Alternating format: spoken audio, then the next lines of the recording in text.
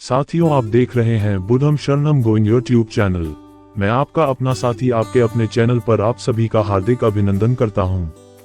आज के इस वीडियो में हम जानेंगे कि हमारे जीवन में क्या अपनाना चाहिए, गृहस्थ जीवन या फिर सन्यासी जीवन। तो चलिए वीडियो शुरू करते हैं। और आप सभी को वीडियो अच्छी लगे तो चैनल को सब्सक्राइब और लाइक करें।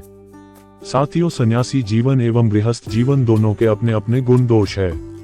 इनमें कौन सा ज्यादा श्रेष्ठ है और कौन सा नहीं है, ये तर्क का विषय है। क्योंकि आमतौर पर सन्यास जीवन चुनने का एकमात्र उद्देश्य स्वयं की आत्मिक शांति और संतुष्टि से होता है, वहीं गृहस्थ जीवन में आपको अपने परिजनों एवं समाज की खुशी का भी ख्याल रखना पड़ता है। सन्यास का अर्थ सांसारिक बंधनों से मुक्त होकर निष्काम भाव से प्रभु का निरंतर स्मरण करते रहना है। सन्यास जीवन से भागने की नहीं, अपितु अपने भीतर से अपने अंतर्मन से जागने की कला है। याद रखिए, घर से और अपनी जिम्मेदारियों से भागकर आप भगोड़े बन सकते हैं, सन्यासी नहीं। इसका मतलब यह नहीं है कि घर की जिम्मेदारियां का निर्वाह नहीं कर पाए तो अब सन्यास ले लो। सन्यास भगुआ कपड़े पहनने का नाम नहीं है।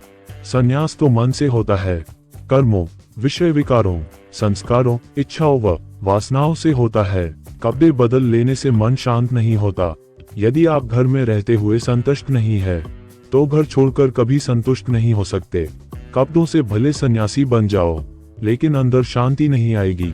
घर की जिम्मेदारियों को प्रेम से पूरा करते हुए प्रसन्न और संतुष्ट रहना और अपने उद्धार के लिए अपने गुरु द्वारा बताए मार्ग पर चलते रहना गृहस्थियों का सन्यास ही है।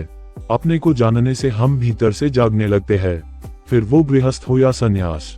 यदि जागे नहीं तो घर और पहाड़ी क्षेत्रों का एकांत एक ही है।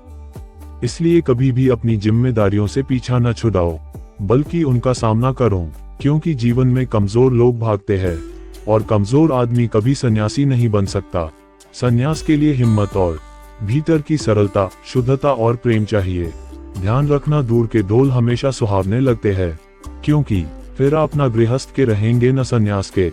क्या आप ये जानना चाहते हैं कि कौन सी जीवन शैली बेहतर है? तो हमें ये भी पूछना चाहिए, किसके लिए बेहतर है? उत्तर आप पर निर्भर करता है। इसी प्रकार जब हम पूछते हैं क्या बेहतर है, गृहस्थ जीवन या सन्यासी का जीवन, तो हमें ये भी पूछना चाहिए किसके लिए बेहतर। कुछ लोग ऐसे होते हैं जिन्हें अपने काम से, विवाह, परिवार और घर जैसे सांसारिक लक्ष्यों में बहुत कम रुचि होती है। उनके पास चिंतनशील, अध्ययनशील व्यक्तित्व हो सकते हैं जो उन्हें सन्यास के जीवन की ओर झुकाते हैं, लेकिन अधिकांश लोगों के लिए सबसे अच्छा विकल्प ऐसी जीवन शैली है जो पूरी तरह से सांसारिक गतिविधियों में व्यस्त हो। इसलिए अपने कर्म योग के अभ्यास के माध्यम से हमेशा प्रार्थनापूर्ण और सौहार्दपूर्ण रवैया बनाए रखें, ताकि प्रत्येक दिन की गतिविधियां व्यक्ति को आध्यात्मिक विकास के पथ पर आगे ले जाएं। अगर देखा जाए तो महानता और पद से तो सन्यासी जीवन बाकी तीन आश्रमों का गुरु है। यह मनुष्य की चेतना के विकास की अंतिम और सर्वोच्च अवस्था है और सभी आश्रम इसी की ओर अग्रसर हो रहे हैं। और यदि आपका मतलब इसके महत्व से है तो अपनी अपनी जगह दोनों ही महत्वपूर्ण हैं, लेकिन गृहस्थ आश्रम बाकी सभी आश्रमों का आधार है। क्योंकि ब्रह्मचारी, वानप्रस्थी और सन्यासी सभी गृहस्थों से ही आते हैं। बाकी तीन आश्रमों का पालन पोषण भी गृहस्थ ही करता है। गृहस्थ का दायित्व महान है।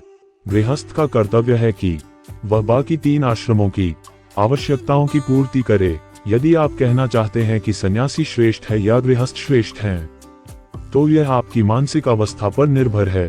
कर्म की भी एक वासना होती है, अर्थात आप कर्म किए बिना रह नहीं सकते।